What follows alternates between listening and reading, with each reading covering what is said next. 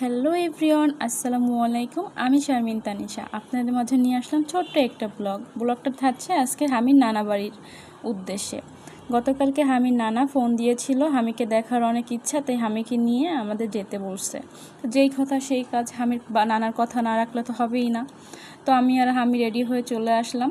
এই যে যাচ্ছি হামির নানা বাড়ি, তখন আর কি রাস্তার ভিডিওটা করলাম, মা ছেলে মিলে অনেক মজা করতেছিলাম আর যাচ্ছিলাম। তো ভাবলাম একটু খুলনা শহরে একটু ভিডিওটা করি। এই যে হামি নানা বাড়ি চলে আসছে, তার মামা আন্টি সবার সাথে খেলা করতেছে। হামি নিচে নামতেছে না ভয়ে। এর মধ্যে আমার পায়ে একটা কামড় দিয়েছে মাজালি।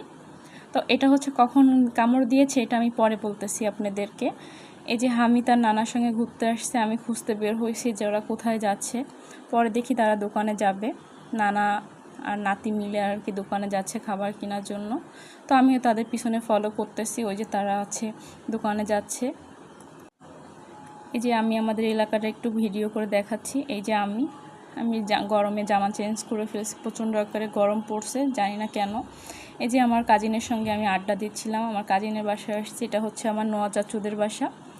আর এই যে আমার পায়ে হচ্ছে হঠাৎ করে মাজালি, আমি আন্টির জুতা পরছিলাম তখন আর কি মাজালি কামড় দিছে, এত জ্বালা পড়ে এত ব্যথা করতেছে। সেইটা দেখে আমার এই ছোট্ট বোনটা চুন আর সরিষার তেল গরম করে হাতে নিয়ে আমার পায়ে মেখে দিচ্ছে, জানি আমার জ্বালাটা একটু কমে। দেখুন কি পরিমাণে আমার পাটা ফুলে গেছে।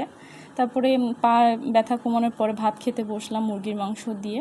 এদিকে খাবার শেষ করে আমি তার নানা মামার সঙ্গে দুষ্টুমি করতেছে, অনেক মজা করতেছে, গল্প করতেছে। তার নানা তো অনেক খুশি তাকে পেয়ে, কি দিয়ে কি করবে বুঝতেছে না। এদিকে আমার ছোটো ভাই একটা থেরাপি মেশিন কিনছে, সেটা দেখাচ্ছিল। তো আসার সময় আন্টি আবার আমাদের জন্য খাবার প্যাকিং করে দিল জামাইয়ের জন্য।